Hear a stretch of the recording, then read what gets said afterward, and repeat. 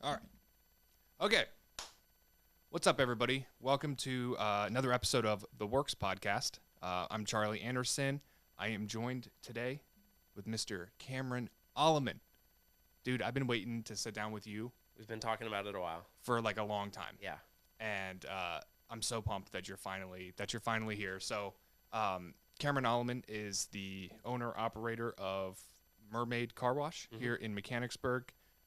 Dude, I've been following you for like I don't even remember where we first met, but we first met somewhere. I remember just being blown away because I was like, this guy owns a car wash of all things. It just kind of like Right. it didn't even register with me like that someone would own, like, especially a young like entrepreneur like you would own a car wash. Like it was wild to me. And then you just like had an awesome energy, and like I just was like enamored with you and your business ever since then. Well, thank you. Yeah, of course, man. So tell me, like, how did you even get into the car wash business? Like, did you start, like, is this a family run thing? Like, do you? Yeah. That's know- the number one question I get all the time whenever I tell them I have a car wash. They're Yeah. like, how'd you get started? Yeah. And I really wish I had a good story and like a great, plan that I had this whole time, and I don't. I think I was driving around at my current job at the time, and I saw a car wash that was lined up with cars, and I did the mental math in my head, like, oh, $10 a car, Yeah, I could do that, and I don't need to be there. So that kind of got the ball rolling for me that I wanted to look into owning a car wash. Yeah. And so we started with the process of just learning everything there was about car washes. I was watching YouTube videos, which at the time there was like zero. This was over 6 years ago. Okay. There were books, different people online, different car wash forums. And this was back before everybody's building a car wash, like, all the big money. So it was really hard to find information. Yeah. But the more I dug into it, the more I did think that it was something I could do and enjoy, because at the time I was working in water treatment, and I had done pressure washing as well for quite a while up to that point. So I already had like half the battle there. I had the water figured out, and I had the high pressure figured out. Yeah. So you understood pumps and all that kind of stuff. So we actually started with wanting to build a car wash from nothing. Yeah. From the ground in up. Carlisle, town over. And during that whole process, I learned a lot more about the equipment, construction. One of my friends was going to school to be an architect, so I had him do drawings for the car wash and everything. And then we had to go talk to people who owned land that we could build it on and buy. Talk to a bunch of different banks, kind of like just to get our foot in the door. Yeah. And through that whole process, we found a piece of land. We negotiated a kind of okay price. I still wasn't thrilled with it, but it was something that we could work with just till we ran all the numbers for the equipment, the loan, all this stuff. And towards the end of figuring out what the loan was going to be and the mortgage and all this stuff, the land was too much, and they weren't going to budge on the price. Right. So we had to kind of put a pause on that. And we talked to our equipment distributor who we were going to use that gave us all the pricing and stuff. And we're like, hey, the land isn't going to work. We're going to have to put a pause on this and just wait. And they're like, yeah, no problem. It happens all the time. They see it all the time. They were like, just let us know when you're ready. And it was about 6 weeks later, they reached out to me, the equipment distributor. And they're like, hey, we know you want to build one over here in Carlisle. There's one for sale in Mechanicsburg. Do you want to come check it out? Yeah. And I was like, yeah, sure. And oddly enough, it was actually the one that my wife drives by on the way to work every day. And I had gone there to get ideas too. I had gone to probably 15 different car washes within an hour of here. Yeah. To take pictures, measurements, get ideas of like, oh, do I want this? Do I not want this? Like, that looks nice, for what we wanted to build. Yeah. And this one that my wife drove by every day was for sale. So we went over. And, well, I went over by myself first with the agent and the owner, and walked in, loved everything I saw. It was actually one of the nicest car washes that I had looked at during my research phase. So I went home to my wife, and I was like, hey, let's buy it. Like, let's change the whole business plan. Yeah. And it only took me 9 days to redo the whole business plan from building from nothing to acquisition. Yeah. So, we went from that. We put in our offer. It was accepted. There's just so much info that I could go into. Like, yeah, I feel like I'm just glancing over it. How much time do we have? No, dude, we have Great. We have as much time as we need. Good. So in the process of acquiring this car wash that we had found, we figured out that we needed to do an SBA loan because we couldn't come up with 20 or 25% for a conventional loan. Yeah. Because we were just 23 at the time. She was 24. We were renting. We had no assets to our name at all. I had money saved up from whenever I was working because I didn't go to college. So we had to do an SBA loan, which would let us do a 10% down and a 25-year term. So it extends the term length out, which brings the payments down and makes it a little bit more reasonable. Yes. And convincing to the bank that we would do it. And the whole process with the SBA takes time because it's the government. It's the Small Business Administration. Yep. For those that don't know. And what that loan does, or the SBA loan does, is tells the bank, hey, if this guy defaults, the federal government's going to pay 75% of that loan. So banks are more likely to loan people with no experience, people with less money, less abilities. Gives them more opportunity. So that SBA loan process added about 7.5, 8 months of time to us putting in an offer, a letter of intent, that being accepted. From that time till we closed on it was about 7.5, 8 months. And there were holidays in there, and it was just so stressful because we were saving every penny we had, because to meet that 10% was a lot.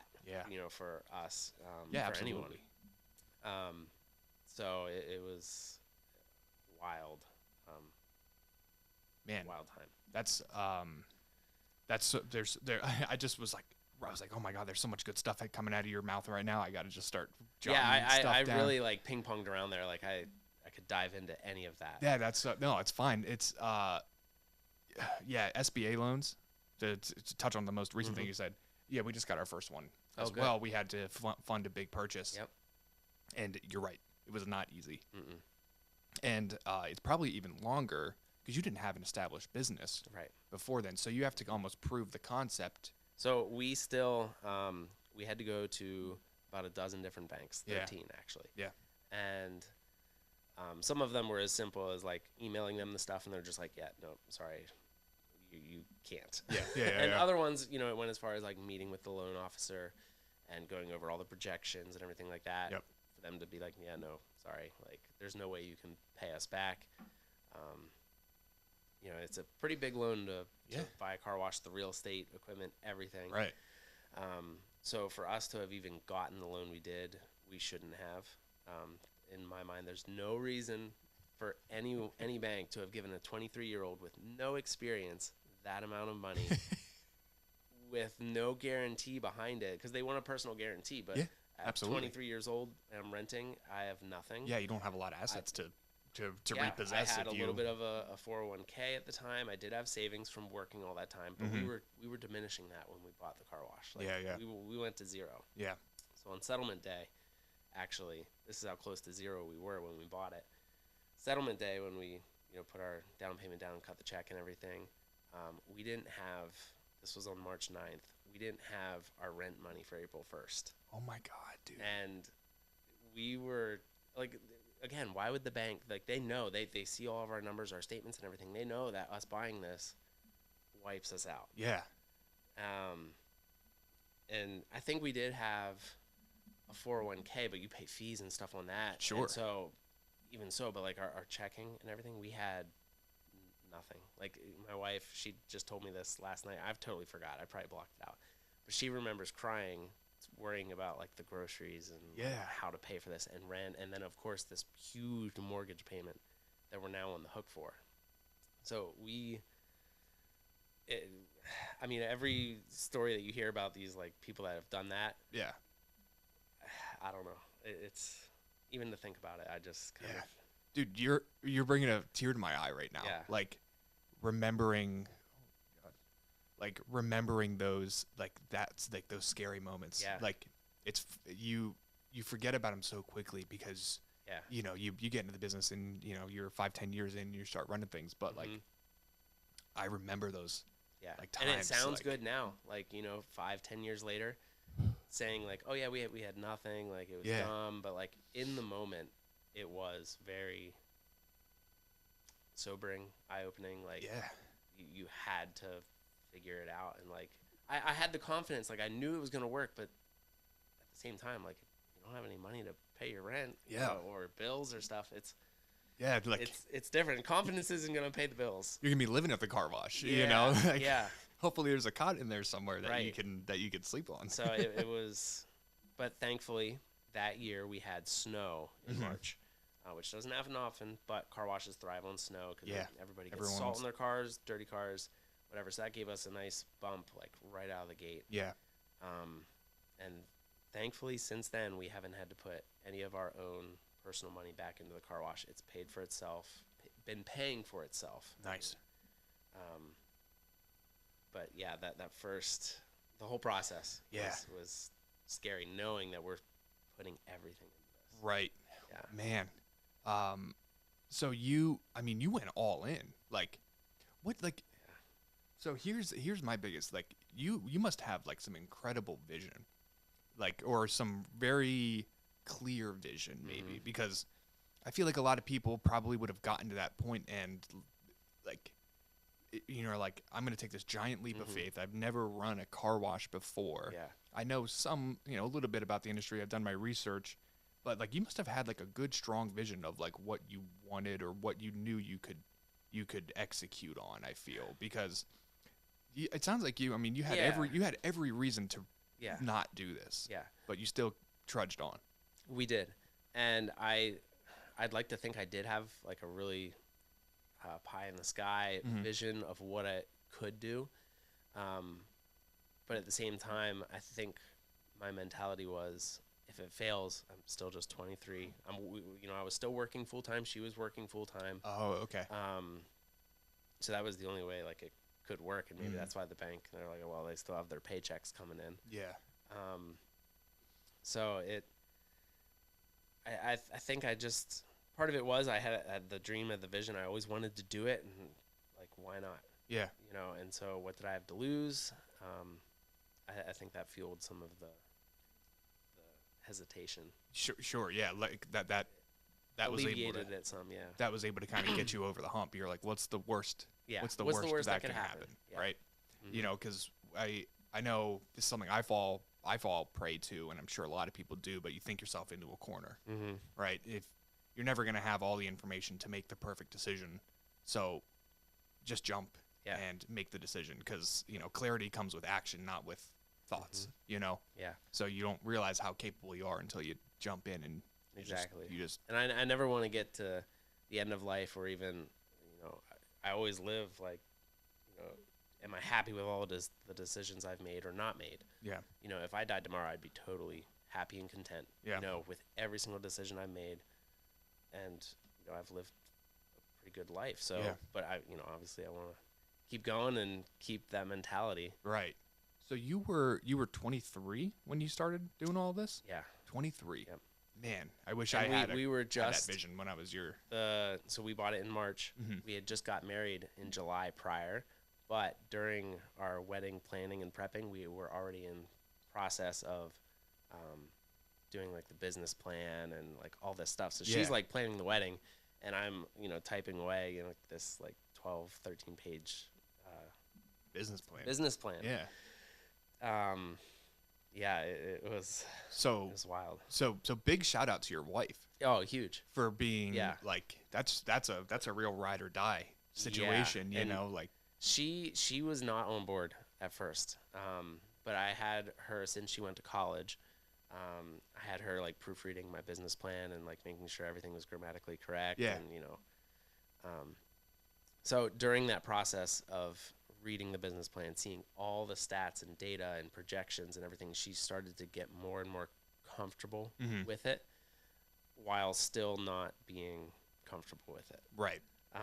as comfortable as she could be. Yeah. But yeah, without her support, and I mean, gosh, even to this day, I couldn't be doing, a quarter of the things I'm doing without what she's doing. Yeah. What's your wife's name? Sarah. Big shout out to Sarah, because, I mean, the truth is, behind every person, I shouldn't say every person, I'm generalizing here, but behind, every person that's seems to be a successful entrepreneur or a great business, like there's always, from what I've noticed, there's a strong woman. Mm-hmm. There's a strong woman supporting that person, or there's a strong man at home supporting that woman. Like there's always, is she invested in the business at all? Like, are you guys business partners in the business, or? I you mean, don't have to answer that. Yeah, if you don't no. want. On paper, no. Yeah. Like on paper, she's like the vice president or whatever. Yeah. But yeah, she's fully 100% like in the business. Yeah.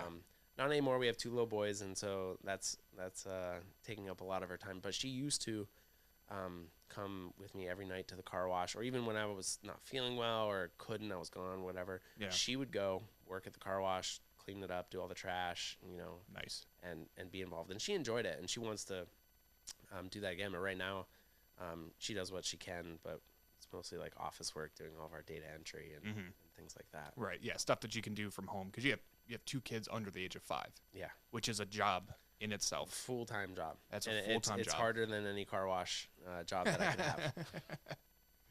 At least you have, like, if your kids get super dirty, you just like take them to the car wash and like hose them down, off. right? Yeah, we have a pet wash, so like shampoo, conditioner, I can just do it all right there. Do a lot of people use the pet wash? Yes, a lot. Yeah. Very well received, especially since COVID. Everybody seemed to adopt the dog during COVID since they're not leaving the house. They want a little bit more companionship. Yeah. So it really took off during COVID. But yeah, we wash a lot of dogs. Yeah. This is a topic that comes up a lot, but how did the pandemic affect your business? I mean, people were leaving their house less.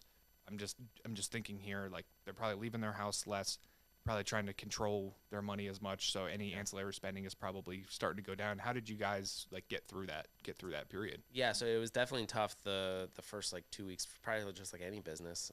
Maybe not as much as like a restaurant, but the first 2 or 3 weeks when the lockdowns were, thankfully, after I think about 2 or 3 weeks, the governor was like, well, automotive repair and service is an essential business. So we could stay open. Good.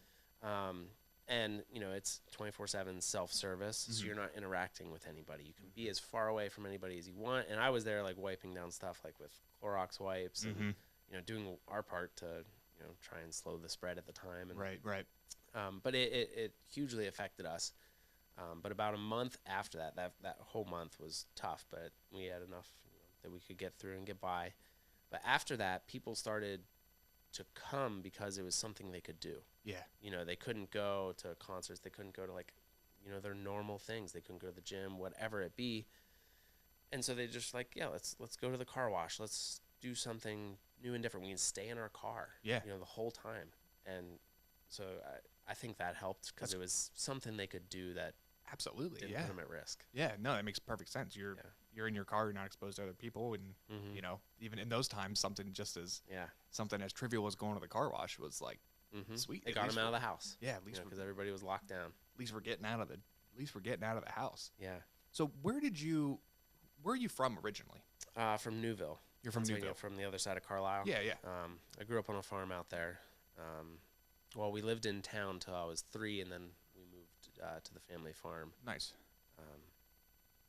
But yeah, what kind of farm? Like, well, it was a dairy farm, but shortly after I was born, my grandfather quit doing dairy, and so now it's just like my uncle's running it, and it's agriculture, so like 184 acres roughly, for like corn, soybeans, wheat, things like that. Nice. But he also does custom raising, so there's still cows on the farm, meaning he'll raise them from a calf till they're mature enough to milk and have their own calves. Yeah. So there's still animals on the farm, and my parents still live there. Grandparents live there. Aunt and uncles. Nice. It's kind of like little homestead. Yeah. Yeah, that's like a true family homestead. Yeah. Did you work in the farm at all? Like when you were a kid, helping out around there? Some, but not a lot. Like I grew up on the farm, but since my parents weren't farmers, they weren't actively farming or anything. Right. We just lived there, and so. But I wanted to as much as I could. go out and help my uncle like bring hay bales in or do whatever projects he was doing. And so I have a lot of good memories of helping on the farm. And there was a lot to mow, so I did mowing and weed whacking. Yeah. Yeah.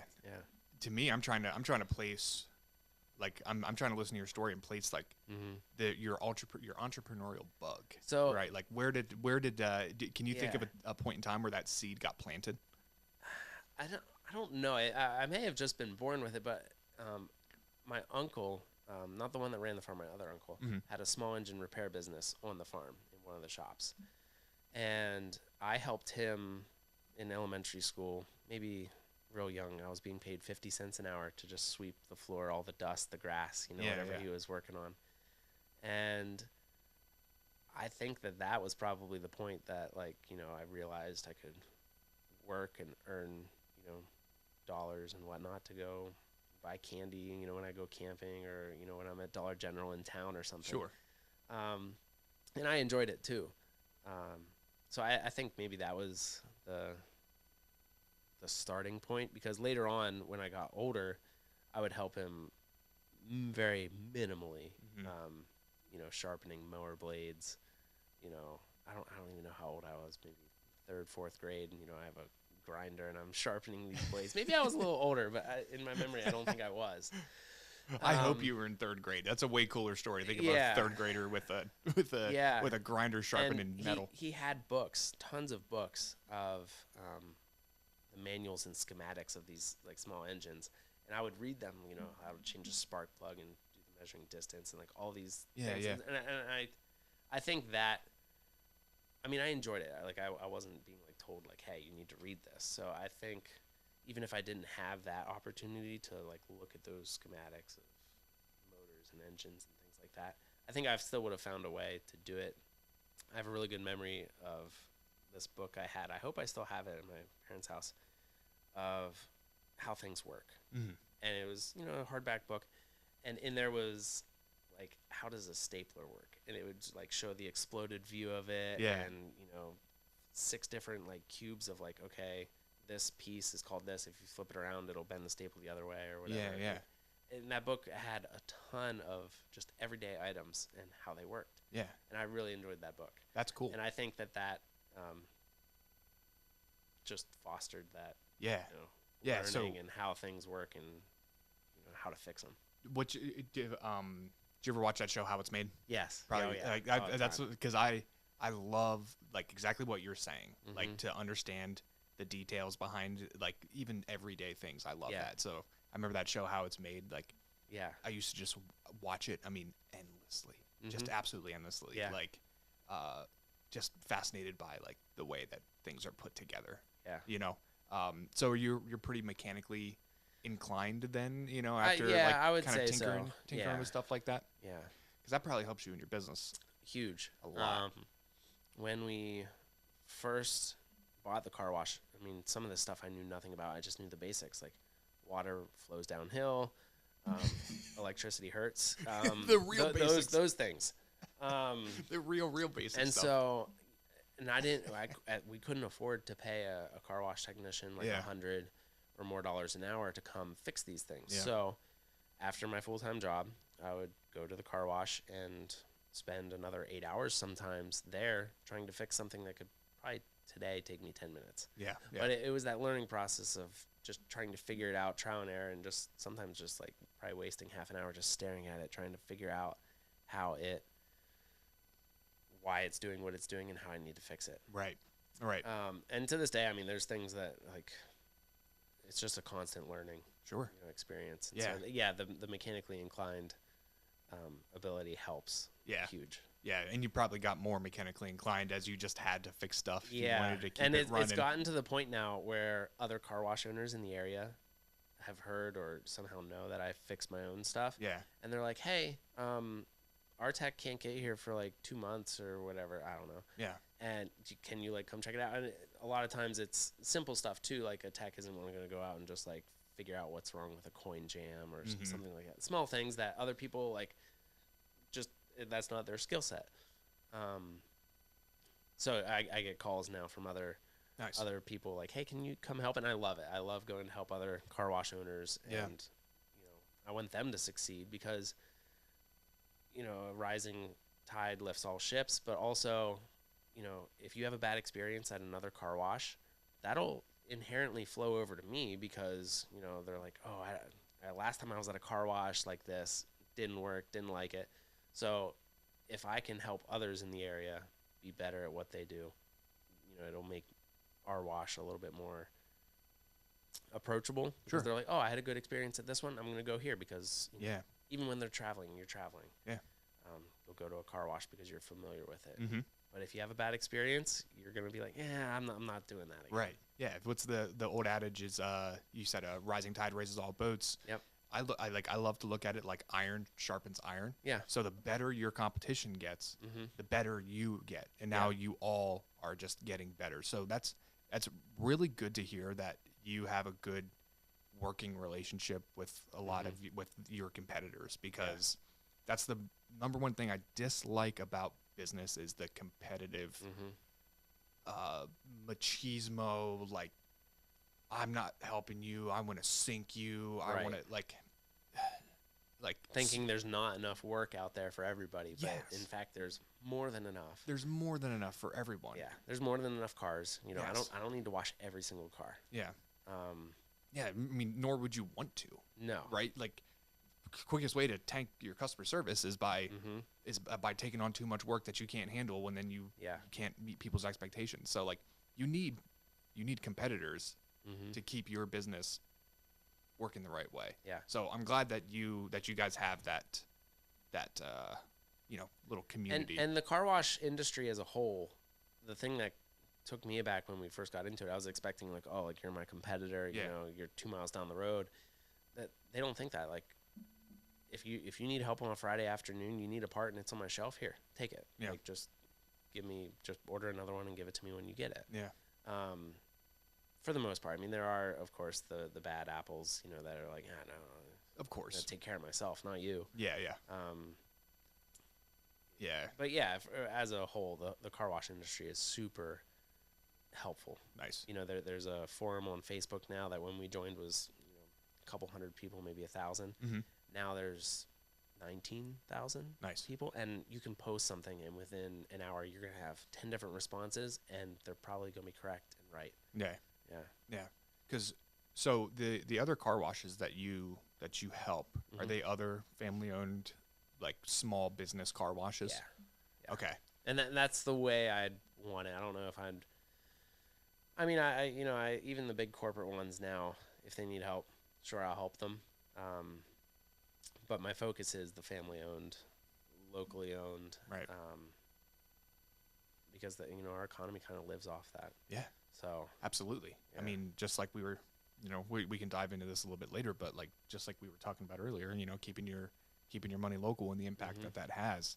But you raised a question that I was like, the most burning question that I wanted to ask you is like, what's your take on the private equity corporatization of car washes? Because I know walking or driving down the road and seeing a new car wash go up every single day just grinds my gears to the point of, because it irks me. Yeah. So I would love to know what's your take on these places that are popping up. Yeah. So I guess they've found a niche where they have what's called express tunnels, the express model, where you have not many employees, but you can wash like 100 cars an hour, give or take, depending on your tunnel length and everything like that. Yeah.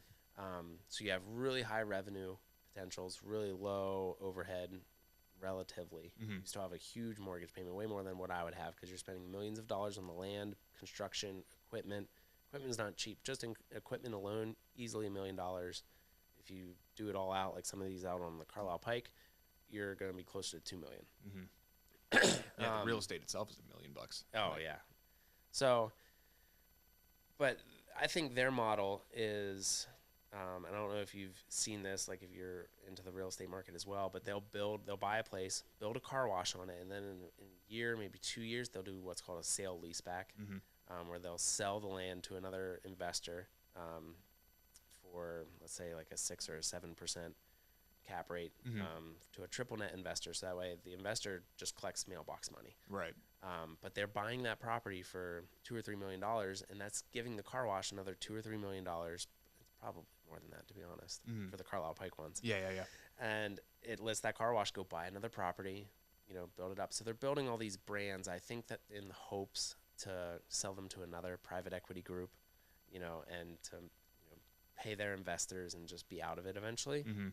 But it has slowed down, and it is slowing down because the economy's not been the greatest, and you can only have so many car washes.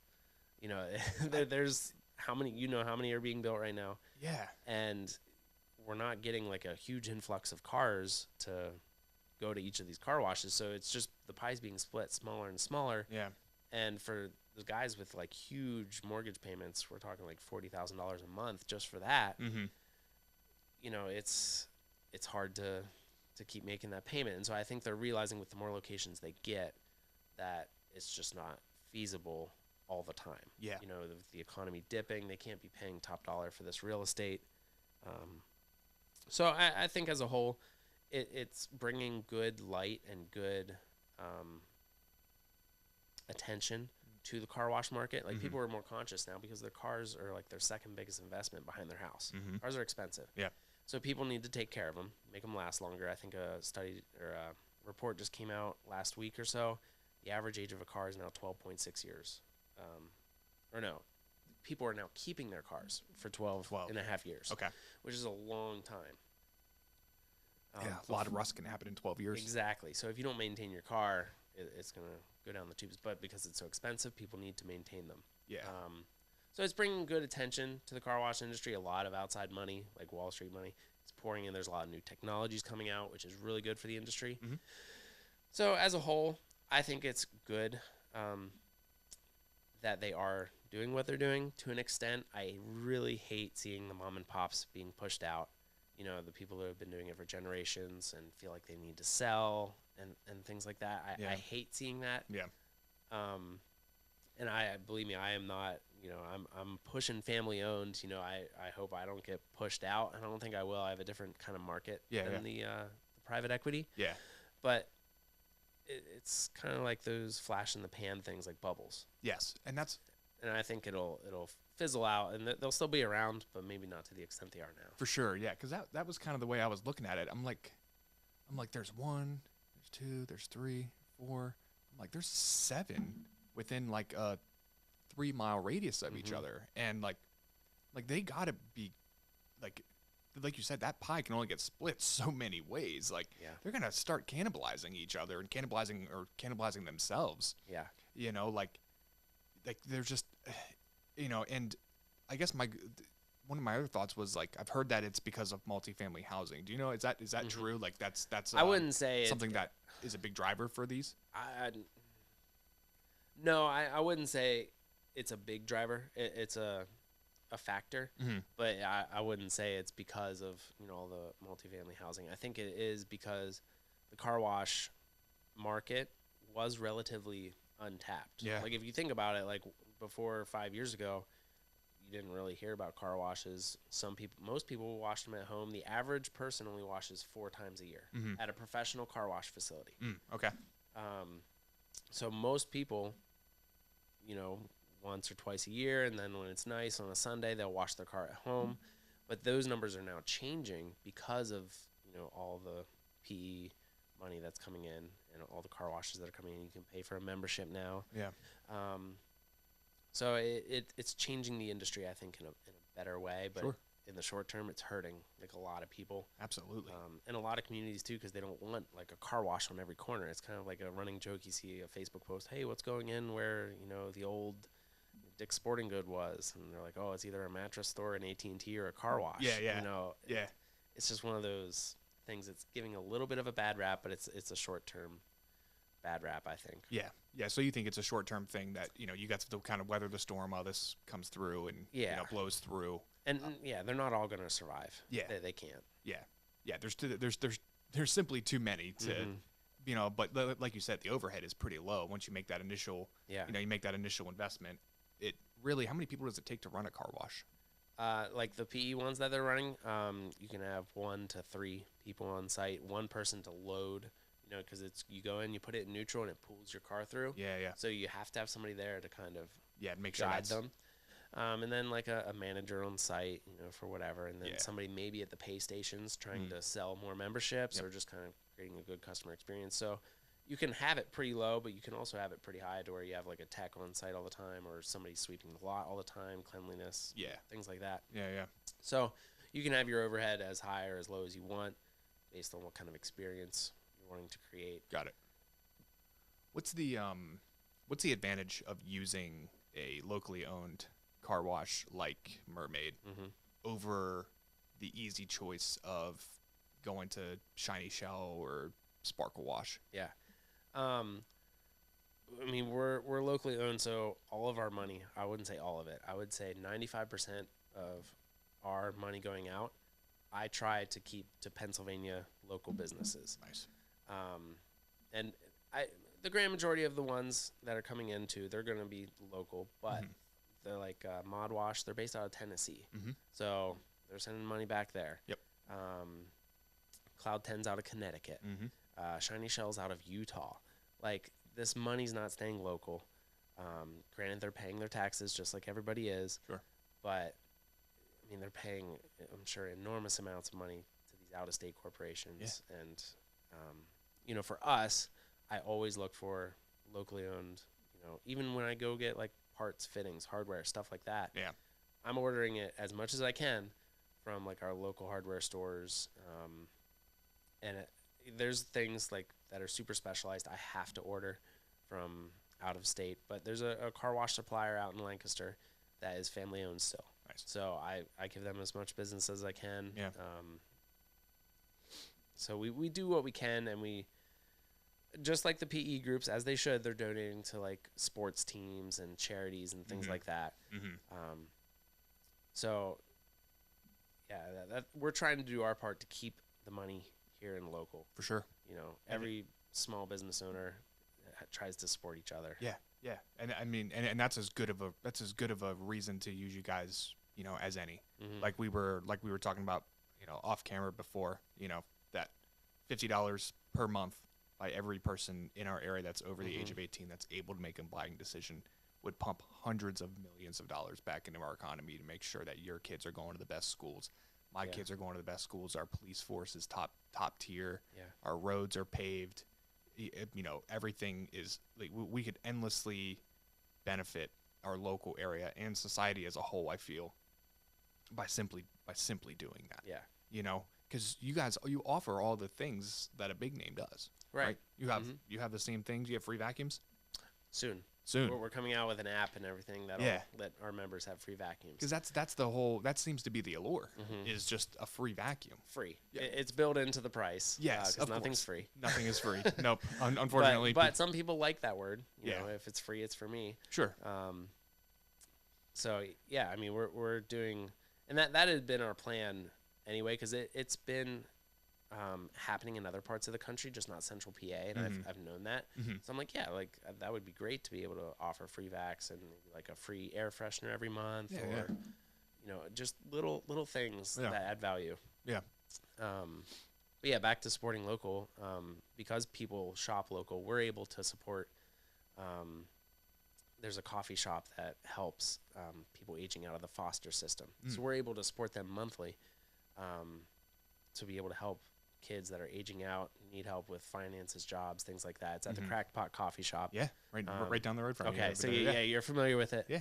I mean, we love being able to do that because it's making a difference in somebody's life, you know, and hopefully multiple people's lives. But if we can just help one person in the community and their family, I mean, that's in and of itself worth it. Right. Do you have, would you say that you have a why? Or why you're in business, or why you do what you do? Is there a deeper meaning to Cameron Alleman and Mermaid Car Wash? I touched on it earlier. I've always wanted to be my own boss. Yeah. And self-employed, own my own business and even businesses, like multiple. Yeah. My why for that is I can call the shots. I get to be the decision maker. Whereas before, like when you're working for somebody else, even when you're working for somebody that you really appreciate and really enjoy the job, there's times where you think it should be done the other way. And I want to be able to try doing it that other way. Right. Even if it's wrong, I want to try. Yeah. And so I think that's my why is I just want to be able to try the things I couldn't before. I enjoy trying new things. Yeah. You know, it's that adrenaline rush of like, is this going to work? Is it not? And that's kind of my why. And two, like there's flexibility with it. You know, I'm here with you on a Thursday morning. Yeah. You know, I You don't have anyone to answer to. Exactly. Yeah. Your business is still running without you. Yeah. That's a testament to it in itself. And there's caveats to that as well. I'm sure you know, you don't really clock out. Yes. Or it's hard to. Yeah. You need to, but it's really hard, especially with the car wash. It's 24/7. So like at 1 a.m., you know, there could be a problem, somebody calling, or, you know, it's a Friday night and something just broke, and tomorrow's going to be a beautiful Saturday. Yep. Guess who's working at the car wash till 4 a.m? You know, so there's caveats to it. You know, I get to have a flexible schedule, but at the same time, a not so flexible schedule. Sure. And it's just like anything. It does have its days. Yeah. But I enjoy it. Of course. Yeah. No, I think it's you know, like you have a lot of ideas, it seems, and I feel like everybody always has ideas, and we're too afraid to maybe exercise them sometimes. And being a business owner is the ultimate test of that. Like, hey, I own the successes, I own the failures as well. But it all comes down to you, and there's like a certain exciting element to that, I think. And I think you kind of tap into that of just trying new things is exciting for you, and being the one to be the orchestrator or the puppet, the guy pulling the strings is just exciting. I could never go back to anything other than business ownership, you know. It would be really tough. It'd be really tough, you know, as tough as it is some days to, you know, keep it together. And, you know, you've had those days where you're like, why did I do? Why you have days where you're like, man, I wish I could just clock out and go home and not worry about it. Yes. Yep. Yeah. It's funny. We used to talk about where, like, you know, you see someone like, mowing grass somewhere, just headphones on in the zone. We're like, man, bet that guy has it good. He goes home and just puts his stuff away, and he doesn't even think about work. You know, it's like you said, it's such a blessing and a curse. And it's amazing that you figured this out all at 23, man. That's like it's so cool to see someone like with as much clarity and vision and gusto willing to take the jump at such a young age. You know, did you ever have a hard time getting like taken seriously because you were a young business owner? Yeah. And still to this day, like, cause I look young. I'm turning 30 next month, which is still young. Yeah, like I'm not downplaying it. Yeah, I'm 34. So it's still a good thing and a bad thing. Yeah. But it never bothered me. Because whenever I got my first full-time job out of high school, it was at a trailer manufacturer, making like dump trailers, landscape trailers, things like that. And I think it was only about a year and a half later, I was only 19, and I got promoted to like the team lead, like management job. And there's guys who had been working there 20 years at that point. Yeah. And even guys who had been working there just as long as I had, maybe more, maybe less, and they were older than me. Yeah. I was definitely by far the youngest, or one of the youngest. And so it's tough telling somebody else like that. That was a really good experience for me, being able to kind of be in a management position and be in charge of my department. But it's tough when you're 19, and like, you gotta be careful that you don't get arrogant about it too, because you gotta come across the right way. Otherwise people aren't going to listen and respect you. And Absolutely. And so it was a learning, really good learning experience that I'm really grateful for. But that kind of weathered me to like, oh, you're young. Yeah. You know. You probably dealt with, Yeah. I can imagine you dealt with a lot of that. And, Yeah. but sounds like you let your work speak for you, right? Yeah. Again, age is only a number, right? And my wife will tell you, and I think some of my friends too, like I'm kind of an older soul, Yeah. you know, more mature than my age, whatever. But Yeah. and that helps. But yeah, to me, age is just a number. You know, I'd rather my work speak for itself. That's right. You know, and my knowledge, things like that. Right. Right. One of the things that we, had talked about, said, here's a couple topics that, give us some stuff to, give us a little bit of a baseline. And you mentioned faith. Mm-hmm. Tell me a little bit about faith and I guess maybe your faith and, what does faith do for you and how does it help you in your business and in your life?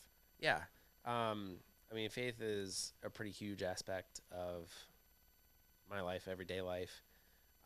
But in regards to like our business and the car wash, I was telling you before, like a bank should not have given us the amount of money they did at my age. Yeah.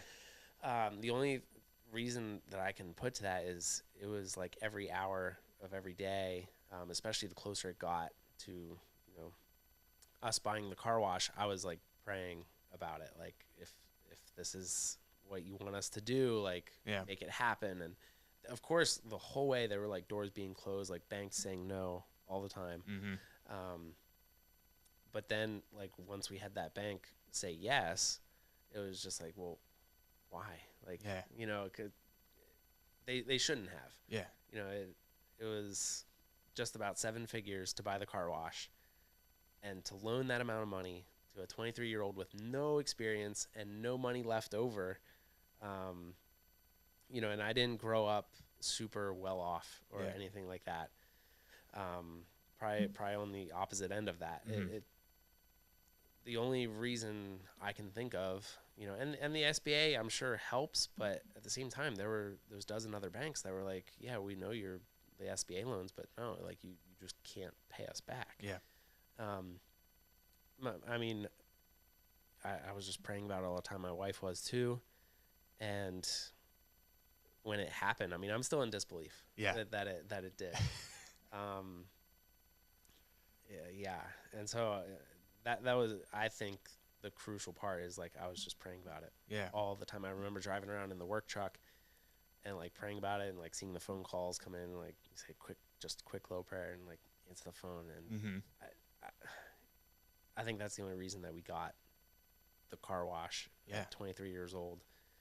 Yeah, without that faith, you had every reason to not not continue. Right. I mean, and I think I would have been doing it for the wrong reasons too.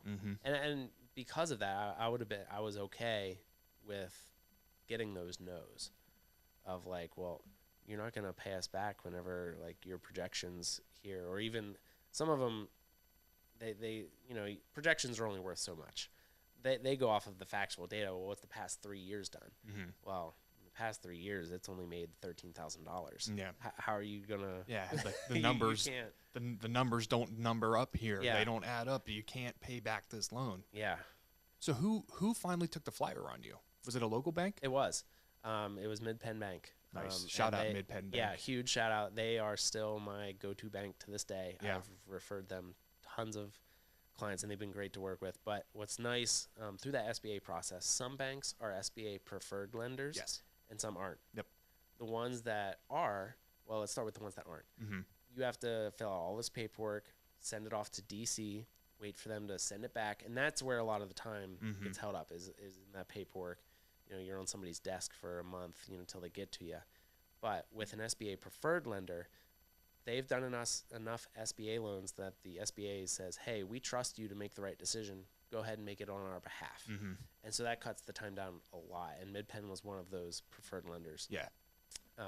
But since then, we've refinanced out of that SBA loan because it's a variable term. Yeah, high interest rate. Yep. But since then, we've done quite a few conventional loans for both like rental properties and equipment loans and more car wash acquisitions. And they've just been, great to work with. That's my biggest piece of advice to anyone in business is work with a local bank. Mm-hmm. Local bank, the like relationships are everything in business, Mm-hmm. right? I mean, you've touched on relationships several times here between Mm-hmm. your competitors, between the supplier that gave you the lead on the first car Mm-hmm. wash, like those strategic partners, especially when it comes to banking, is like the biggest. Like we were with whenever COVID hit, Mm-hmm. we were with a small or like a national bank, right? I won't say the name because I don't know if they'll get mad at me, but we were with this big national bank, right? They're on the top 10 largest banks in the U.S. and we needed like they shut everything down and everyone started talking about PPP loans, Mm-hmm. and we went to the large bank and they're like, yeah, it's gonna be like 6 weeks to to to apply for one. Yeah. And their system was very messy. We went to a local bank to talk about applying for a PPP loan, and they're like, "Oh yeah, give us 2-3 days, right?" And then, like, we got past all that, and they're like they extended us a line of credit when again that big bank wouldn't do it. Mm-hmm. We went for a line of credit because we wanted to expand our fleet.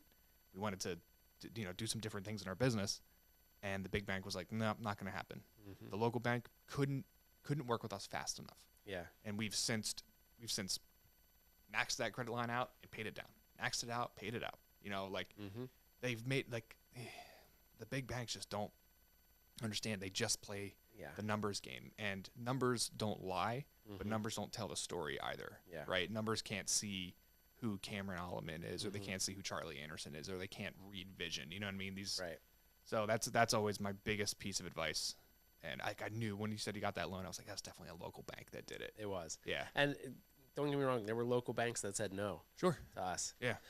But yeah, having that relationship now, he'll call me every now and then and be like, "Hey, when's the next one? What's the next project?" Yeah. Like, they're eager to help. They enjoy seeing the difference I think we're making in the community at large, and also they know that they can lend us the money and be guaranteed Mm-hmm. for the most part that we're gonna be Yeah. paying it back. Yeah, you guys say are good for like a huge earthquake or something. Yeah. So yeah, having that relationship and any relationship is huge. I mean, there's times where you need to call somebody on a whim for help, and if you don't have that relationship already, who you calling? Right. Right. What's next for Mermaid? What's your plan to to divulge out your entire plan, but like Yeah. like in your vision, what does Mermaid look like in 5 years? Mermaid Car Wash in 5 years will be a little bit of a regional brand. We'll have a couple different car washes. We have 3 right now. They're not all Mermaid Car Wash though. I didn't realize you had 3. I thought you only had 2. No, we have 3. There you go. My So man. later this year, we'll have them all branded Mermaid Car Wash. We're gonna have a membership plan. We have it right now at Mermaid, but we're gonna be redoing it entirely to where you can use it at any one of those 3 locations. But we're also gonna have free vacuums and things like that. But hopefully, in the next 5 years, we also expand, to other car washes. Like the people that I'm helping, a lot of them are older guys, and so they're gonna be wanting to get out of the business eventually because they don't have family or anybody that's interested. So I'd love to have the opportunity to buy their car washes from them when they're ready, brand them Mermaid, and take the experience that people are getting now at the Mechanicsburg Car Wash and take that, to the other surrounding areas. Yeah. And we've just, we're reinvesting back into our business. I mean, a lot. Yeah. But, with 2 other locations, we're putting in new equipment at the one location in a couple months. We just put new equipment in about a year ago at the other, and we have new equipment coming for that membership plan that I was telling you about, where you have an app on your phone, you're getting touch screens and stuff to where people can interact with it. Yeah. It's going to be a really good experience. And it's good now, but we want to make it great. Yeah. Yeah. And so I think having multiple locations and just being able to grow our reach and being able to help other communities, right now we're helping the charities and whatnot in the Mechanicsburg area, but if we can help others in the surrounding, Sure. Yeah, I'd love to do that. if you open a place in, you get a place in Carlisle, you can support you support all the little micro communities that are our area. Yeah, and there's car washes too that just need that fresh attention. Yeah. There's people from my own hometown that are like, when are you buying that car wash? And Yeah. I'm like, well, whenever I can. Yeah. Because it just needs a little bit of love. There's it works. Yeah. But I want to give it my touch and Sure. make it a really good experience for everybody who goes. Yeah, because I mean, if you can match the tech that the big PE firms and the out of state companies are bringing in, I don't see why you can't take over. Why you can't take over the world or take over this I'll area. be honest, washing the car is the easiest part of the job. It's the customer service and the experience and the value. Mm-hmm. Those are the points that are really hard to do, especially the big out-of-state money corporate level. It's hard to be consistent across all your sites. It's also hard to have good customer service, which I think is a huge factor of our success is the customer service. When somebody calls, we call back, within an hour, if not 5 minutes. Right. And most people, when I call them back, they're taken aback because they don't expect a 24/7 car wash to call them back. The status quo for these type of car washes used to be you would never hear from them when you call and leave a message about a problem, and you might get a refund, you might not, but now if they call, we call back, we get their info, we make it right. Nice. And things happen. So we do get those phone calls, but as long as we make the right approach and fix it and make sure we keep earning their business. Yeah. Yeah. I mean, customer experience is the most overlooked aspect of most businesses. Mm-hmm. It's at the end of the day, it's the customer. Right. Right. You can wash your car as well at home. Yeah. As you can at a major corporate car wash or at Mermaid, right? You're going to get the same result. So what's the X factor there? Mm-hmm. The X factor is and it is knowing that you have the peace of mind of something goes wrong. You're not going to get put on you're not going to wait on hold for 2 hours for a customer service representative in Phoenix somewhere. You're going to get a call back from Cameron. Yeah. Not long after, and you guys are always going to take care of it. Mm-hmm. What's some common things that happen in the car wash industry that currently it's coin jams. Yeah. I mean, granted, in 5 years' time, I don't know if we're going to be taking coins. Mm-hmm. It'll be dollar bills or card. Yeah. Just because of inflation, but also the cost of a coin acceptor is $200. How many people are actually paying with quarters anymore? Yeah. And if we have a payment terminal there that'll accept a bill or the tap, credit, whatever. Yeah. So currently, a lot of it's the older mechanical style, vending machines, coin acceptors. Right. And of course, too, because there's so many moving parts in the car wash, you could be washing your car and have all the wax coming out, doing it yourself. Mm-hmm. And the next time you go, there's nothing coming out because Mm-hmm. that valve inside, either got stuck closed, stuck open, whatever. Yeah. And so things like that will happen, or I'm trying to think. Oh, even with dollar bills, they'll get jammed. Yep. In the thing, if they're wet, if they're crinkly, they're old, whatever. Yeah, they just get jammed in there. And sometimes too, it's user error. So we also have to educate. You have to swipe your card fast. We don't have a chip reader here, so you just gotta swipe. Or we have the chip reader, you gotta leave it in long enough. Don't pull it out before it's done. Those type of things. Yeah, I mean that. For the most part, that's the most common. Yeah. Or something minimal not working right. Right. There's not enough soap, too much soap, didn't get rinsed off. Yep. There's all kinds of little things that can happen. But no matter what, you guys are always taking care of it. Oh yeah. Someone's bag of chips gets stuck in, it's coming down, gets stuck on the thing. Yep. I'll refund you a bag of chips. Yeah, exactly. Yeah, nice. And some people we do get calls where they're like, "Hey, I lost a quarter." Yeah. It didn't read it. It took it, but it didn't read it. And so we'll still make it right, even though it's just 25 cents. Most people, it's not the the monetary value they lost or incurred. It's just the practice of it. That's right. it stole something from Yeah, me. yeah. You know, the value of it's just that It's feeling. meaningless. Yeah, but it's like, no, like that quarter was mine, and I chose to give it to you, and I didn't get anything in return. Like, Yep. I feel stolen from. Yeah. Yeah. Yeah. The people that like are the most passionate about it, it doesn't matter if they did lose a quarter or if it was like a $20 bill that got jammed in there. Like they still feel the same. Yeah. Yeah. I mean, don't get me wrong, $20, like I would feel a little bit more angry, but yeah, absolutely. It's a marginal difference. Yeah, absolutely. Trying to think what else I had for you. How do you deal with kids? How do you deal, like, do you cut enough good time out to be a good present father and be a good present business owner? It's such Probably a challenge. not. I was gonna say that's probably like an answer that like you can never do enough. Yeah.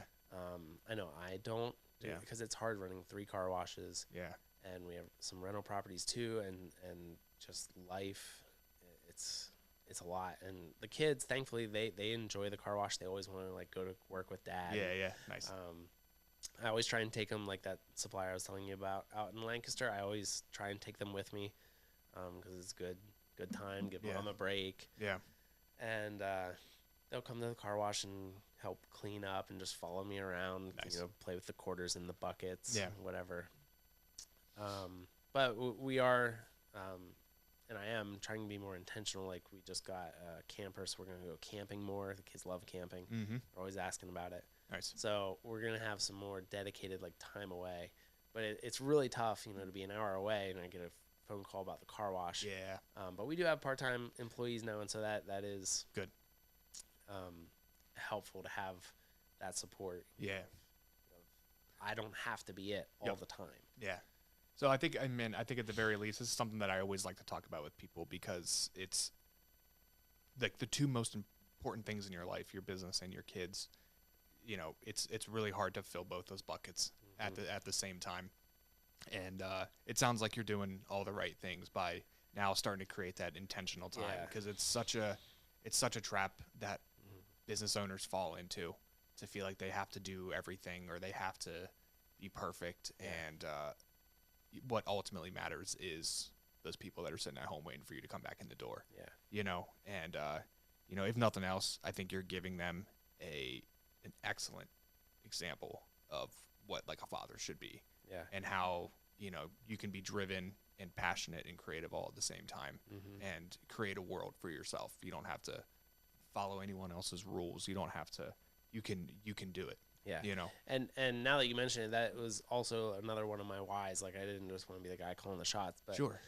This was before we had kids. Like I wanted to be able to have that freedom to be able to like go on a field trip. They're not in school yet, but to go on a field trip with them or to put them on the bus, get them off the bus, to have that freedom, you know, and for my wife to stay at home and be with them like as much as possible during their childhood. That was one of my whys before we had kids. It was like, yeah, I want to be able to, you know, put them on the bus and things like that. And it's tough now. Like when I leave in the mornings for work, they're like, oh, can you like stay and build a rocket or a castle or a whatever with me? And I'm like, I gotta go to work. You're like I, you know, got stuff to do. And I was like, but lately I've been trying to be like, okay, like let's build it real quick. And Dad's got to go. Yeah. Right. Me being 15 minutes late to the time I wanted to be at work versus the 15 minutes I took to build this spaceship with you is the trade-off is well worth it. Yeah. Yeah.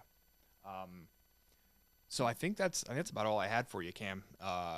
You know, I think your story is like, I'm fired up after listening to you, because the biggest thing I'm taking away here is have faith,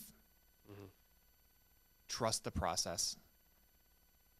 Even if you have a goal, even if the adversity is so stacked against you that it seems like that you have every reason to run away, to stay the course, right? Stay the course until you get some kind of definitive answer that says someone simply saying no to you is not enough should not be enough to throw you off the trail. Yeah. And it sounds like you have taken, like you took that and like, it's the ultimate. That's this you probably have the coolest, like most inspiring story that I've heard of like checking accounts down to zero, and you just signed a tender on a who knows how many figures to buy this business. Like, man, faith is like that's my biggest takeaway. Like you've inspired me to continue to have faith. Like faith in this podcast, faith in the things that we're trying to do differently at work, because there's a lot of failures, a lot of self-doubt that kind of creep into your head, and you have personally inspired me to keep trucking. Yeah. Right. And I've been told this a lot too, that like about inspiring people. I just want people to try it. Mm-hmm. People, you can talk all you want about like, oh, I'm gonna start my own business. I want to buy rental properties. I want to do this, that, and the other. Just try it. Like, you can talk about it, but you just gotta go try. Mm-hmm. Even if it never works out, and that's just not how it's meant to be. Then you just gotta try it. Like I told you earlier, like I don't want to be 60, 70 one day and have regrets of things I didn't try. And, you always hear about people like, oh, I wish I had more time with my kids. I wish I didn't work as much, or I wish I had tried to do this. I wish I went skydiving, whatever. Just like try it. Yeah, just do it. Yeah. It's tough. You gotta make sacrifices. That's another like huge thing, for us is, to this day, we still make sacrifices, for the sake of, we know what we're trying to do and grow. And we know that in 5 years time, 10 years time, we get to do a little bit more of what we want because we made the sacrifices now. Yeah. Delayed gratification. Yeah. Huge. I mean, the sacrifices we made to like save up enough money I remember our first Christmas married, we didn't get each other anything. And like that was the rule. Like, no, we can't because we're saving for this. Take all that money and put it into the down payment. Yep. So there's just, you will have to make sacrifices, and you just got to be okay with that. Yeah. Well, Cameron, thanks so much for your time here today, man. It's been seriously awesome to finally like get to have a in-depth conversation with you and learn a little bit more about you. Like I said, I'm inspired as hell to go out there and just do it.